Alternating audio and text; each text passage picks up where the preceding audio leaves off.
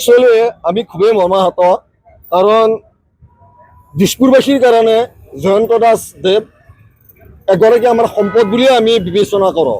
কাৰণ বিগত প্ৰায় 40 বছৰ ধৰি তেখেতে দলটোক যিদৰে আগবঢ়াই আনিলে, অহপুৰুষাৰ্থ কৰি আগবঢ়াই আনিলে, যি চৰম ত্যাগ কৰিলে, সেই ত্যাগৰ আচলতে মূল্য তেখেতে পোৱাটো আমি বিচাৰোঁ।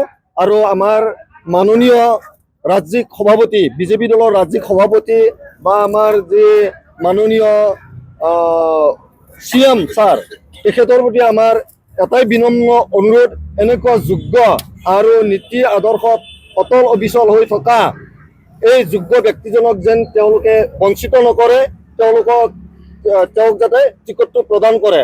কাৰণ চাওক, আজি মই এটা শুনাত বেয়া কথা, আজি এগৰাকী লেডি এখন ঘৰত বোৱাৰী হৈ আছে, ৰাতিটোৰ ভিতৰতে আন এখন ঘৰত গৈ বোৱাৰী হ'ল। তেনেকুৱা ঘটনা আমি দেখিবলৈ পাইছোঁ। এইটো সমাজে জানো একচেপ্ট কৰিব পাৰিব? অবৈধ সম্পৰ্ক। গতিকে এনেকুৱা ব্যক্তিক আমি কেতিয়াও একচেপ্ট কৰিব নোৱাৰোঁ। ৰাজধানী সমষ্টি হ'ল দিছপুৰ। এইটো আমাৰ অসমৰ হৃদপিণ্ড স্বৰূপ দিছপুৰ বুলি ক'লে এটা আমাৰ গৌৰৱময় ইতিহাস আছে।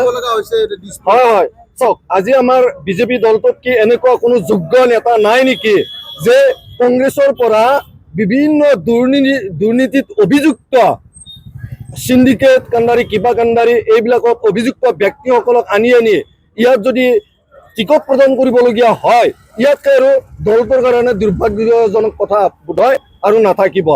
আৰু এই বস্তুটোৱে দলটোক অদূৰ ভৱিষ্যতে এক ধ্বংসৰ গৰালৈ নিব বুলি আমি অতিকৈ সন্দিহান হৈ পৰিছোঁ। সেয়ে সময় থাকোঁতে দলটোৱে যাতে ইতিবাচক চিন্তাধাৰাৰে যোগ্যজনক প্ৰাৰ্থিত্ব প্ৰদান কৰে, তাৰ কাৰণে আমি বিনম্ৰভাৱে আহ্বান জনাইছোঁ।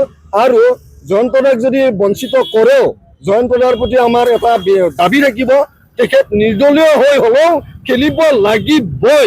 আমি তেখেতৰ লগত আছোঁ আৰু থাকিম। আমি এতিয়া বৰ্তমানৰ বিধায়ক অতুল বৰাদেৱৰ ওচৰলৈকে গৈ আছোঁ। তেখেতে টিকট নাপায় বুলি আমি শুনিবলৈ পাইছোঁ। গতিকে তেখেতক আমি অনুৰোধ জনাম যাতে তেখেতে নিৰ্দলীয় নেখেলি আমাৰ শ্ৰদ্ধা জয়ন্ত কুমাৰ দাসদাক সহায় কৰে। আৰু আমি আশাবাদী, এইবাৰ দিছপুৰৰ বিধায়ক জয়ন্ত কুমাৰ দাস, দল হয় নিৰ্দলীয় হয় সেইটো তেখেতসকলে